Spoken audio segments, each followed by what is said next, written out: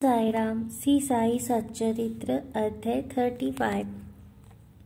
इस अध्याय में भी उदी का महत्व ही वर्णित है। इसमें ऐसी दो घटनाओं का उल्लेख है कि परीक्षा करने पर देखा गया कि बाबा ने दक्षिणा अस्वीकार कर दी। पहले इन घटनाओं का वर्णन किया जाएगा। आध्यात्मिक विषयों में सांप्रदायिक प्रवृत्ति उन्नति के मार्ग में एक बड़ा रोड़ा है। निराकारवादियों से कहते सुना जाता है कि ईश्वर की सागुण उपासना केवल एक भ्रम ही है और संतगण भी अपने सदृश ही सामान्य पुरुष है। इस कारण उनकी चरण वंदना कर उन्हें दक्षिणा क्यों देनी चाहिए। अन्य पंथों के अनुयायियों का भी ऐसा ही मत है कि अपने सद्गुरु के अतिरिक्त अन्य संतों को नमन तथा उनकी भक्ति ना करनी चाहिए। इसी प्रकार की अनेक आलोचनाएं साईं बाबा के संबंध में पहले सुनने में आया करती थी तथा अभी भी आ रही है। किसी का कथन था कि जब हम शिरडी को गए तो बाबा ने हमसे दक्षिणा मांगी। क्या इस भांति दक्षिणा याचना एक संत के लिए शोभनीय था? जब वो इस प्रकार आचरण करते हैं तो फिर उनका साधु धर्म कहाँ रहा। परंतु ऐसे भी कोई घटनाएं अनुभव में आई हैं कि जिन लोगों ने शिरडी जाकर अविश्वास से बाबा के दर्शन किए, उन्होंने ही सर्वप्रथम बाबा को प्रणाम कर प्रार्थना भी की। ऐसी ही कुछ उदाहरण नीचे दिए जाते हैं। काका महाजानी का मित्र। काका महाजानी के मित्र निराकारवादी तथा मूर्ति पूजा के सर्वथा विरुद्ध थे। कौतूहलवश वो काका महाजानी के साथ दो शर्तों पर शिरडी चलने को सहमत हो गए कि एक, बाबा को नमस्कार ना करेंगे और दो, ना कोई दक्षिणा ही उन्हें देंगे। जब काका ने सकारात्मक उत्तर दिया तब फिर शनिवार की रात्रि को उन दोनों ने मुंबई से प्रस्थान कर दिया और दूसरे ही दिन प्रातःकाल शिरडी पहुंच गए। जैसे ही उन्होंने मस्जिद में पैर रखा, उसी समय बाबा ने उनके मित्र की ओर थोड़ी देर देखकर उनसे कहा कि अरे आइए श्रीमान, पधारिए, आपका स्वागत है। इन शब्दों का स्वर कुछ विचित्र सा था। उनकी ध्वनि प्राय उन मित्र की पिता के बिल्कुल अनुरूप ही थी। तब उन्हें अपनी कैलाशवासी पिता की स्मृति हो आई और वो आनंद विभोर हो गए। क्या मोहिनी थी उस स्वर में। आश्चर्यपूर्वक स्वर में उनके मित्र के मुख से निकल पड़ा कि निस्संदेह ये स्वर मेरे पिताजी का ही है। तब वो शीघ्र ही ऊपर दौड़ कर गए और अपनी सब प्रतिज्ञाएं भूलकर उन्होंने बाबा के श्री चरणों पर अपना मस्तक रख दिया। बाबा ने काका साहेब से तो दोपहर में तथा विदाई के समय 2 बार दक्षिणा मांगी, परंतु इनके मित्र से एक शब्द भी न कहा। उनके मित्र ने फुसफुसाते हुए कहा कि भाई देखो, बाबा ने तुमसे तो 2 बार दक्षिणा मांगी, परंतु मैं भी तो तुम्हारे साथ हूँ, फिर वो मेरी इस प्रकार उपेक्षा क्यों करते हैं। काका ने उत्तर दिया कि उत्तम तो होगा कि तुम स्वयं ही बाबा से ये पूछ लो। बाबा ने पूछा कि ये क्या कानाफूसी हो रही है। तब उनके मित्र ने कहा कि क्या मैं भी आपको दक्षिणा दूं।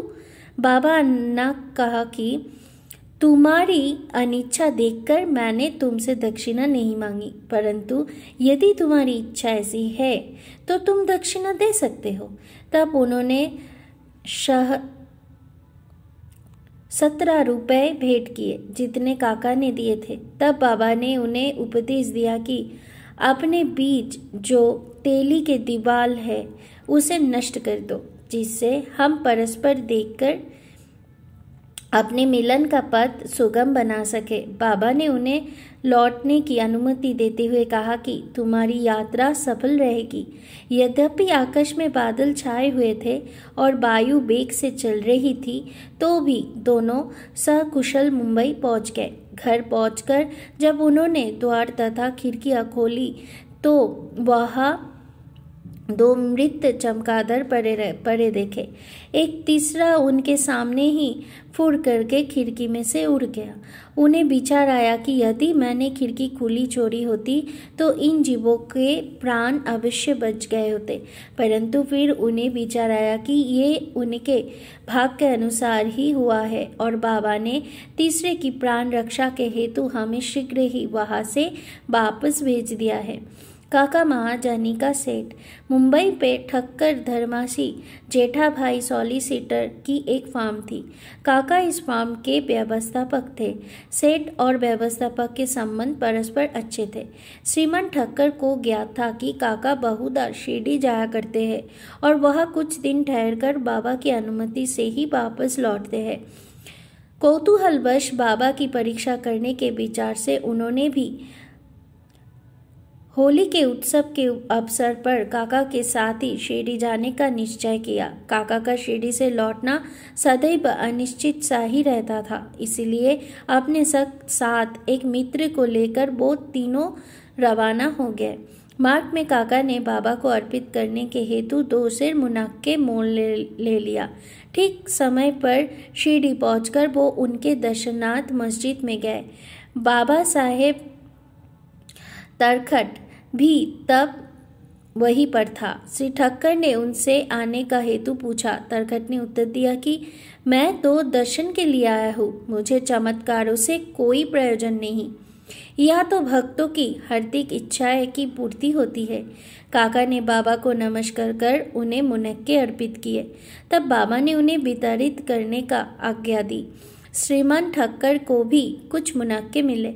एक तो उन्हें मुनक्के रुचिकर न लगता था, दूसरे इस प्रकार असच्छ खाने की डॉक्टर ने मना करी थी, इसीलिए वो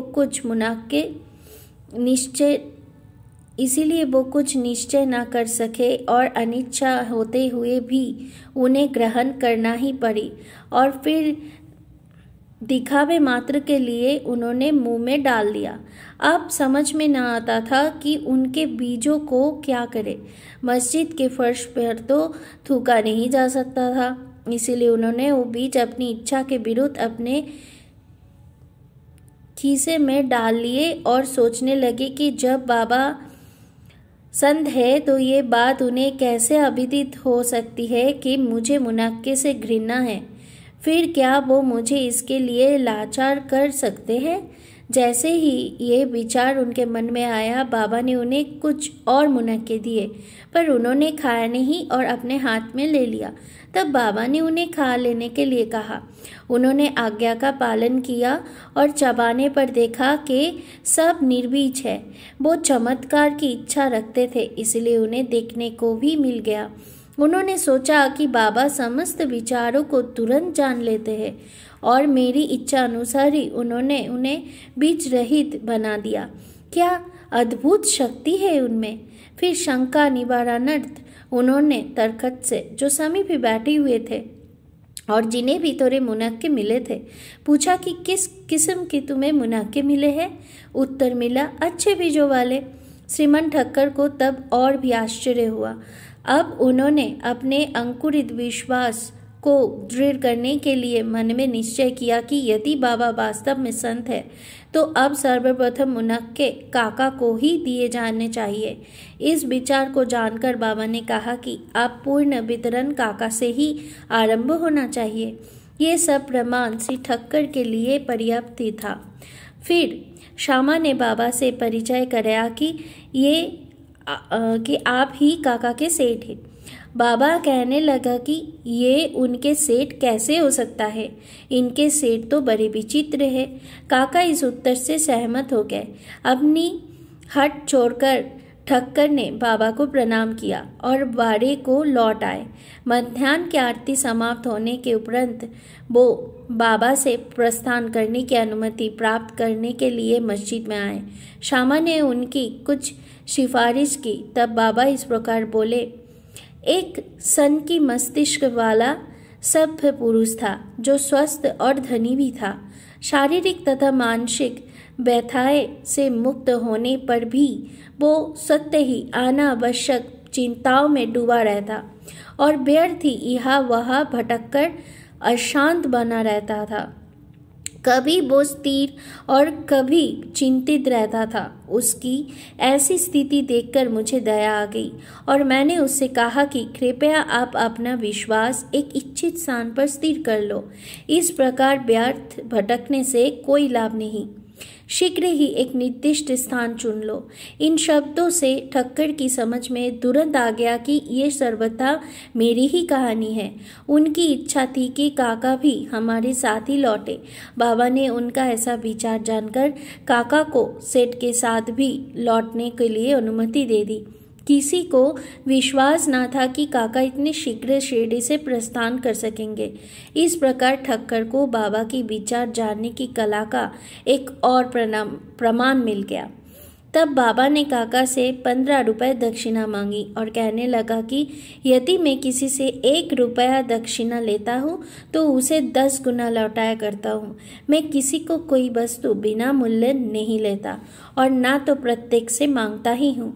जिसकी ओर फकीर अर्थात ईश्वर इंगित करते हैं उससे ही मैं मांगता हूँ, और जो गत जन्म का ऋणी होता है उसकी ही दक्षिणा स्वीकार हो जाती है।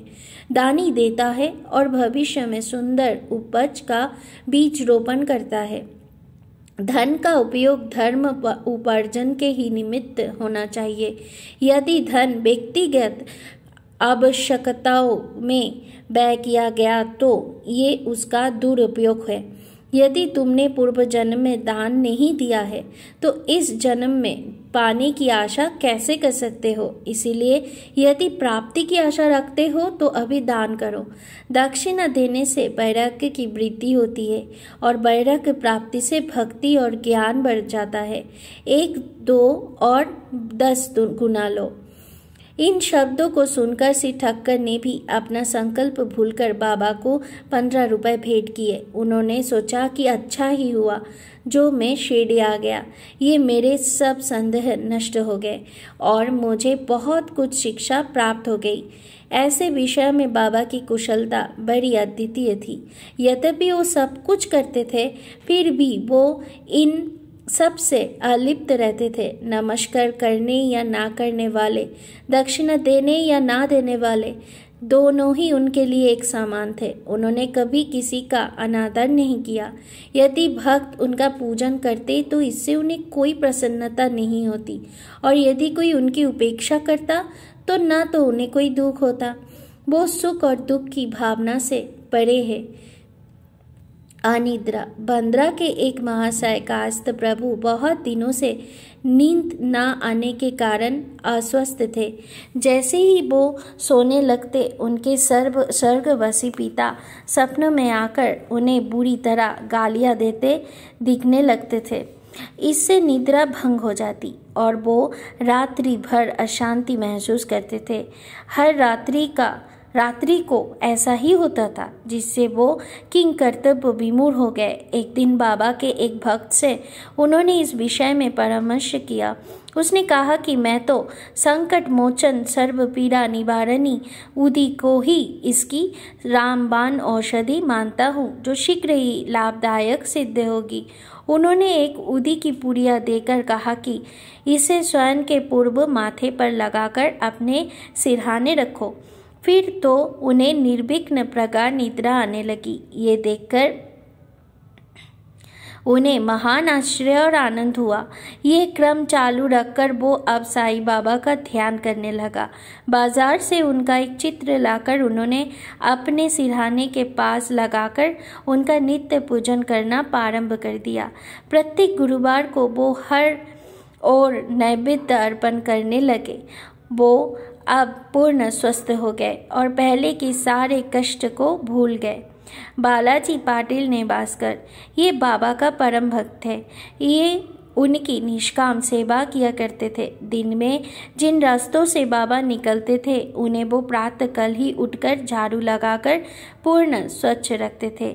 इनके पश्चात ये कार्य बाबा की एक परम भक्त महिला राधा कृष्ण माई ने किया और फिर अब्दुल ने, बालाजी जब अपनी फसल काट कर लाते तो वो सब अनाज उन्हें भेंट कर दिया करते थे। उसमें से जो कुछ बाबा उन्हें लौटा देते उसी से वो अपने कुटुंब का भरण पोषण किया करते थे। ये क्रम अनेक वर्षों तक चला और उनकी मृत्यु के पश्चात भी उनके पुत्र ने इसे जारी रखा। उदी की शक्ति और महत्व। एक बार बालाजी के श्राद्ध दिवस के वार्षिकी के अवसर पर कुछ व्यक्ति आमंत्रित किए गए। जितने लोगों के लिए भोजन तैयार किया गया उससे कहीं 3 गुण लोग भोजन के समय एकत्रित हो गए। ये देख श्रीमती निबासकर किंग कर्तव्य विमूर्षी हो गई। उन्होंने सोचा कि ये भोजन सबके लिए पर्याप्त न होगा और कहीं कम पड़ गया तो कुटुंब की भरी अपकीर्ति होगी। तब उनकी सास ने उनसे सांत्वनापूर्ण शब्द में कहा कि चिंता न करो, ये भोजन सामग्री हमारी नहीं है, ये तो श्री साईं बाबा की है। प्रत्येक बर्तन में उदी डालकर उन्हें वस्त्र से ढक दो और बिना वस्त्र हटाए सबको परोस दो, वो यही हमारी लाज बचाएगी। परामर्श के अनुसार ही किया गया। भोजनार्थियों के तृप्ति पूर्वक भोजन करने के पश्चात भी भोजन सामग्री यथेष्ट मात्रा में शेष देखकर उन लोगों को महान आश्चर्य और प्रसन्नता हुई। यथार्थ में देखा जाए तो जैसा जिसका भाव होता है उसके अनुकूल ही अनुभव प्राप्त होता है। ऐसी ही घटना मुझे प्रथम श्रेणी के उपन्यायाधीश तथा बाबा के परम भक्त श्री B.A. चौंगुले ने बतलाई। फरवरी सन 1843 में जिला अहमदनगर में पूजा का उत्सव हो रहा था। तभी इस अवसर पर एक बृहद भोज का आयोजन हुआ। भोजन के समय आमंत्रित लोगों से लगभग 5 गुना अधिक भोजन के लिए आए, फिर भी भोजन सामग्री कम न हुआ। बाबा की कृपा से सबको भोजन मिला। ये सबका आश्चर्य हुआ। साईं बाबा का सर्प के रूप में प्रकट होना। शिरडी के रघु पाटिल एक बार नेवास के बालाजी पाटिल के पास गए, जहां संध्या को उन्हें ज्ञात हुआ कि एक सांप फूफ करता हुआ गौशाला में घुस गया है। सभी पशु भयभीत होकर भागने लगे। घर के लोग भी घबरा गए, परंतु बालाजी ने सोचा कि श्री साईं ही इस रूप में यहाँ प्रकट हुए थे। तब वो एक प्याले में दूध ले आए और निर्भय होकर उस सर्प के सम्मुख रखकर उनको इस प्रकार संबोधित कर कहने लगा कि बाबा, आप फुफकार कर शोर क्यों कर रहे हो? क्या आप मुझे भयभीत करना चाहते हो? ये दूध का प्याला लीजिए और शांतिपूर्वक पी लीजिए। ऐसा कहकर वो बिना किसी भय के उसके समीप ही बैठ गए।